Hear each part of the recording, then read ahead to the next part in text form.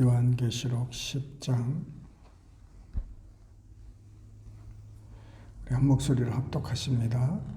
내가 또 보니 힘센 다른 천사가 구름을 입고 하늘에서 내려오는데 그 머리 위에 무지개가 있고 그 얼굴은 해 같고 그 발은 불기둥 같으며 그 손에는 펴놓인 작은 두루마리를 들고 그 오른발은 바다를 밟고 왼발은 땅을 밟고 사자가 부르짖는 것 같이 큰 소리로 외치니 그가 외칠 때 일곱 우레가 그 소리를 내어 말하더라. 일곱 우레가 말을 할 때에 내가 기록하려고 하다가 곧 들으니 하늘에서 소리가 나서 말하기를 일곱 우레가 말한 것을 인봉하고 기록하지 말라 하더라.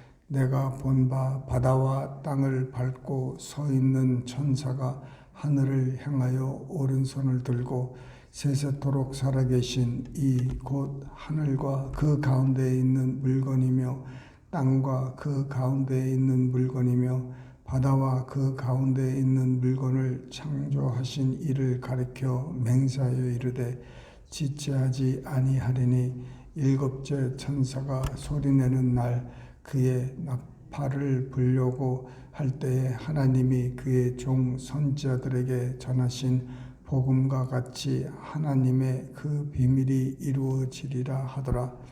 하늘에서 나서 내게 들리던 음성이 또 내게 말하여 이르되 내가 가서 바다와 땅을 밟고 서 있는 천사의 손에서 펴 놓인 두루마리를 가지라 하기로 내가 천사에게 나아가 작은 두루마리를 달라 한즉 천사가 이르되 갖다 먹어버리라. 내 배에는 쓰나 내 입에는 꿀같이 달리라 하거늘 내가 천사의 손에서 작은 두루마리를 갖다 먹어버리니 내 입에는 꿀같이 다나 먹은 후에 내 배에서는 쓰게 되리라. 그가 내게 말하기를 내가 많은 백성과 나라와 방언과 임금에게 다시 예언하여야 하리라 하더라. 아멘. 네, 하늘에서 천사가 내려오는데 아주 힘센 다른 천사라고 합니다. 여태까지 그 나팔을 불던 천사와 구분해서 다른 천사. 근데 이 천사는 아주 힘센 천사라고 이제 칭하는데 다리 두 다리가 하나는 바다 하나는 육지 이렇게 아니 어떤 천사가 세상에 어떤 누가 그렇게 바다와 육지에 이렇게 설 수 있겠습니까? 그 하나님의 그 천군 천사들은 정말 우리가 상상하지 못하는 엄청난 이런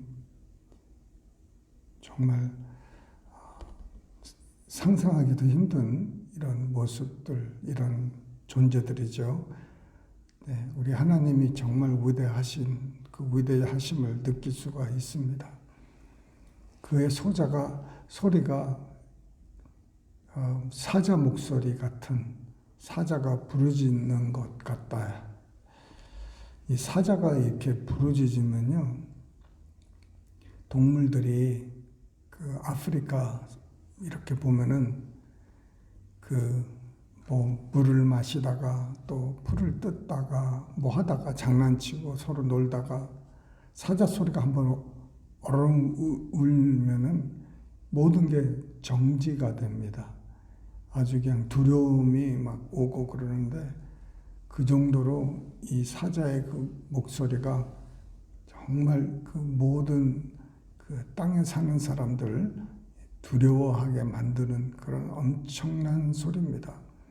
저도 예전에 어떤 좀 어두운 밤에 그 캠핑장에 갔었는데 멀리서 곰 소리가 들리는데 정말 소름 끼치더라고요. 가까이 있는 것도 아닌데 멀리서 울려오는 그 고음 소리가 정말 우리 친구들이 서너 명이 같이 갔었는데 그 소리 듣더니 당장 내려가자는 겁니다. 예, 그래서 캠핑도 못하고 그냥 내려왔던 그 경험이 있는데, 예, 그거는 사자 목소리도 아니고 곰인데도 그렇게 막 오금이 막 저려오도록, 예, 무섭더라고요, 저녁에. 그런 그거보다도 더 위대한 그 사자 목소리인데 얼마나. 네. 근데 그 말 내용을 임봉하고 기록하지 말라고 합니다. 이거는 하나님께서 그 요한에게만 이렇게 알려주는 그 비밀인데, 그거는 아직도 우리가 그 무슨 내용인지 알 수가 없습니다. 알려고 할 필요도 없고 하나님께서 비밀로 한 것은 비밀로 남겨둔 것이죠. 그 비밀이 하나님께만 갖고 있는 비밀이 많이 있습니다. 특히 궁금한 게 많잖아요, 우리가. 왜 이 땅에 그 많은 환란이 있고, 또 왜 사람들이 병들고, 또 왜 전쟁을 통해서 그 사람들이 많이 죽고, 그 전쟁은 그럼 누가 일으켰느냐? 이 태풍이나 이런 건 누가 일으켰느냐? 아직 그냥 비밀 같아요. 병은 누가 이렇게 주느냐? 휴거는 언제냐? 재림은 또 언제고? 왜 어린아이들이 그렇게 일찍 하늘 아버지 품으로 가느냐? 여러 가지 궁금한 게 많고 비밀스러운 일이 많아요. 이런 일들은 언젠가는 다 알게 될 날이 옵니다. 지금 이 세상에도 비밀스러운 일들이 얼마나 많이 있습니까? 케네디 암살 같은 거. 누가 그 암살을 왜 했는지 아는 사람은 알겠죠. 그런데 지금까지도 몰라요. 대법원장, 그 타마스가 대법원장 될 때 그 여인이 한 교수가 나와가지고 자기가 성희롱을 당했다.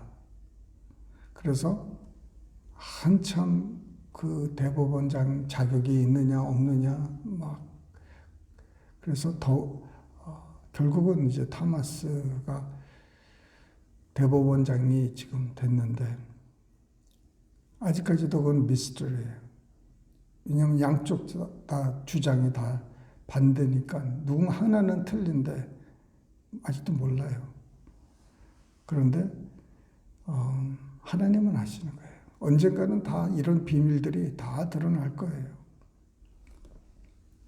우리가 알지 못하는 그 콜 파일드라고 그러죠.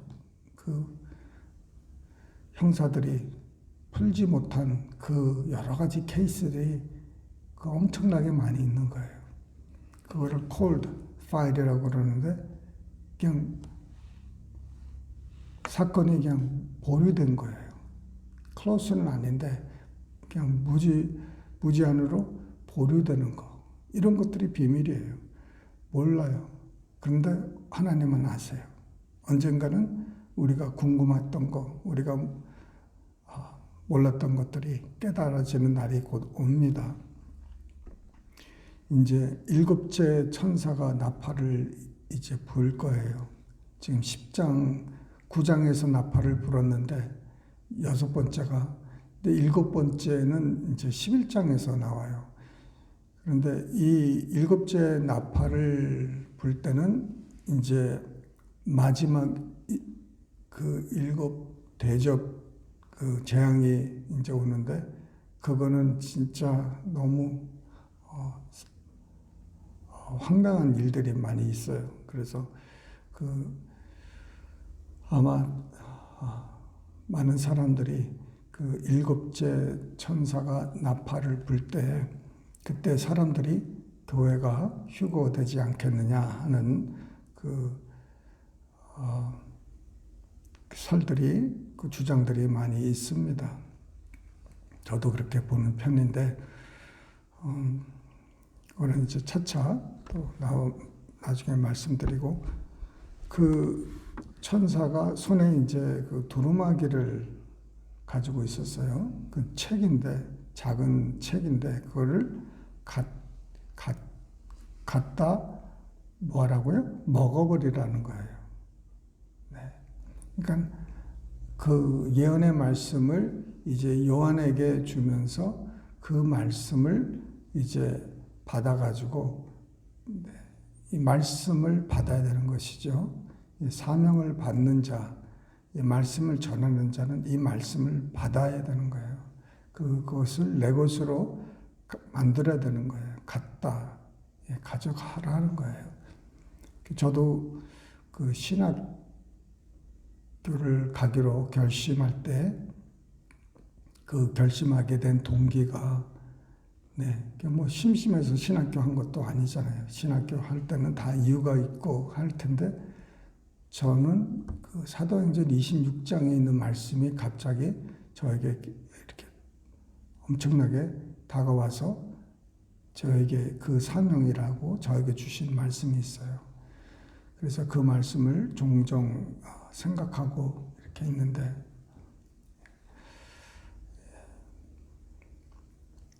그 말씀을 갖게 되는 거예요. 그래서 그것을 가지고 먹어버리라. 하나님의 말씀을 우리가 먹고 소화하는 것이죠. 그런데 내 배에는 쓰나 내 입에는 꿀같이 달리라. 하나님의 말씀은 꿀송이같이 달다고 하지 않습니까?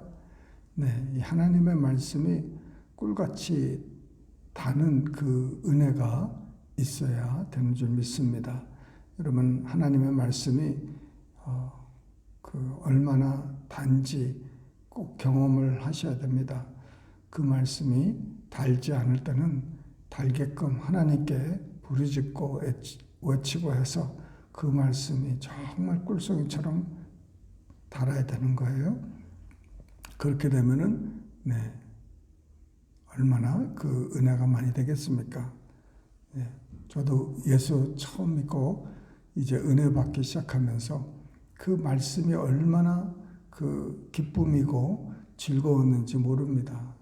특히 이 부흥회 같은 데 가면은 그 부흥 강사님들이 얼마나 말씀을 재미있게 또 깊이 잘 이렇게 전하시는지 아주 그냥 꿀 같아요.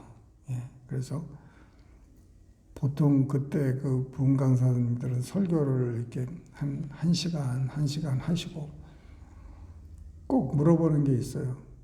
더 할까요? 그만할까요? 그럼 저는 막 더 하시라고 그 꼬마가 제 고등학교 때죠. 더 하시라고 그 늦은 저녁에 또 새벽 기도도 있는데 더 하시라고 막 겉으로는 말을 못했죠. 어른들이 많이 계시니까. 근데 속으로는 막 1시간만 더 해달라고 막 그렇게 막 했던 마음이 생각이 납니다. 중국 그 지하교회 이제 말씀을 전하는 선교사님들의 말에 의하면은 그렇게 말씀을 들으려고 뭐 일주일 걸려서, 왜냐하면 중국은 그냥 대륙이 너무너무 그 넓은 곳이라서 기차를 타고 맨날 며칠을 가야 처음 끝에서 끝을 가는데 그냥 그 말씀을 듣기 위해서 맨날 며칠을 기차 타고 온다든지 걸어온다든지 그런 사람들이 말씀을 1시간 1시간 반 이렇게 전하면은 무척 화를 낸답니다. 화를 내고 또 말씀을 더 전해달라고 그래서 막 5시간, 6시간 움직이지도 않고 그 한 자리에서 그렇게 사모했답니다. 지금은 어떤지는 모르겠어요. 그런데 제가 들었을 때는 그렇게 하나님의 말씀을 사모하고, 그냥 교회 그 부흥회가 있고 말씀 전하는 사람이 있으면은 몇 날 며칠을 집에도 안 가고 거기서 그냥 쪽잠 자면서 그 하나님의 말씀을 하루 종일 듣는답니다. 그런 좀 간절한 그런 게 좀 우리 모두에게 좀 있었으면 좋겠어요. 뭐 30분만 설교하면은 그냥 시계 보고 막 꼼지락꼼지락거리고 부시럭거리고 뭐 화장실 왔다 갔다 하고 막 그런 오늘날의 교우들을 보면은 참 그런 생각이 좀 들어요. 하나님의 말씀을 좀 더. 이런 말씀들이 입에는 달고 배에는 쓴 거예요. 이 은혜 되는 말씀, 이 말씀을 전하려고 하니까 이게 보통 고통스러운 일이 아니에요.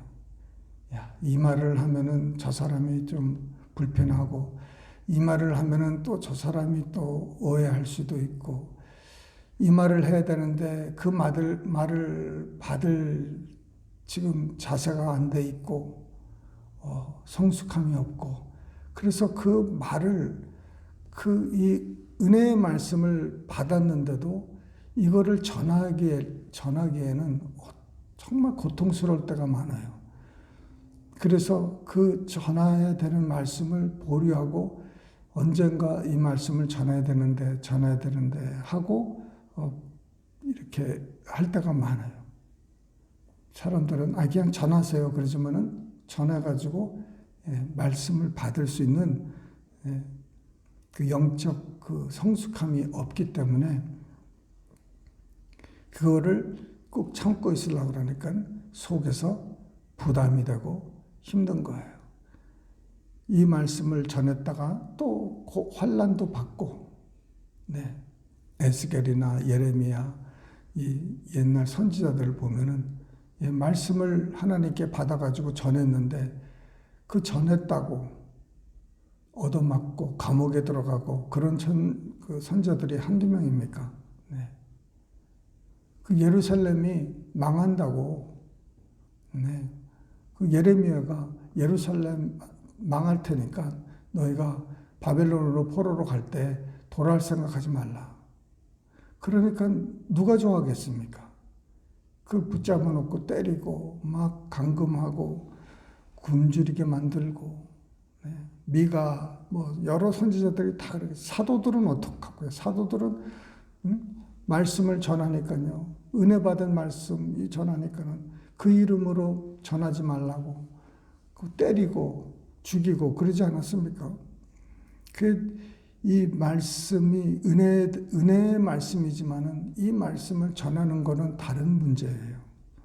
그래서 우리 교회도 강하고 담대히 전할 수 있도록, 그래서 여러분 기도를 좀 해주시기 바랍니다. 말씀을 강하고 담대하게. 왜? 쓴 말씀을 전해야 되니까 강하고 담대하게 해야 돼요. 저러면 안 되는데, 저렇게 살면 안 되는데, 이 말을 전해야 되는데, 들을 수 있는 귀가 좀 있어야 되는데, 그래서 하고 싶은 말도 꼭 해야 되는 말씀도 좀 절제하고 참는 이런 것들이 있습니다. 그러나 사도 요한은 무슨 말씀을 받느냐? 내가 많은 백성과 나라와 방언과 임금에게 다시 예언하여야 하리라. 그러니까 모든 사람에게 이 받은 말씀, 이 달고 또 쓴 말씀, 이것을 강하고 담대히 모든 사람들에게 전하라고 이렇게 분부하십니다. 그래서 저 사람한테는 좀 복음 전하기 좀 어렵다. 유명하고 또 부자고 뭐 특별히 이런 사람들한테는 참 복음 전하기가 어렵고, 이 사람은 좀 더 쉽고 그렇게 복음을 전하지 말고 모든 사람에게 복음을 전하라. 그런 우리 교회가 될 수 있도록 여러분 기도 부탁드립니다. 기도하시겠습니다. 사랑이 많으신 하나님 아버지, 이 마지막 때에 하나님의 말씀을 강하고 담대하게 전할 수 있는 주님 은혜를 베풀어 주시옵소서. 아버지 하나님, 달고 오묘한 말씀 늘 충만케 하여 주시고 또 그 말씀을 주님 지혜롭게 전할 수 있는 은혜를 베풀어 주시옵소서. 우리 교회를 깨워 주시고 그 들을 수 있는 귀가 열리게 하여 주시고 주님 용맹스러운 주님 담대한 기도 용사들로 주님 만들어 주시옵소서. 주님 마지막 때에 우리 교회를 주님 써주시옵시기를 간절히 소원하며 이 모든 말씀을 살아계신 우리 주 예수님 이름 받들어 감사하며 기도드려옵나이다. 아멘.